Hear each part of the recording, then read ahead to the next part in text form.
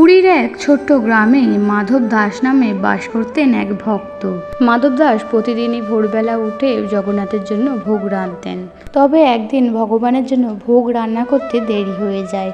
তখন যারা রান্না করছিলেন তারা খুবই চিন্তিত হয়ে পড়ে। তখন ভগবান জগন্নাথ বলেন, তোমরা আস্তে আস্তে রান্না করো, আমি ততক্ষণ পাশের গ্রামে আমার পরম ভক্ত মাধব দাসের বাড়িতে যাই। ভগবান জগন্নাথ মাধব দাসের বাড়িতে সাধুর বেশে যান এবং সেখানে গিয়ে দেখেন মাধব দাস খিচুড়ি ভোগ রান্না করছে। আর তখন মাধব দাসের হাতে বানানো খিচুড়ি ভোগ ভগবান জগন্নাথ গ্রহণ করেন আর বলেন, মাধব, তোমার হাতের এই বানানো খিচুড়ি ভোগ আমার মহাভোগের থেকেও প্রিয়।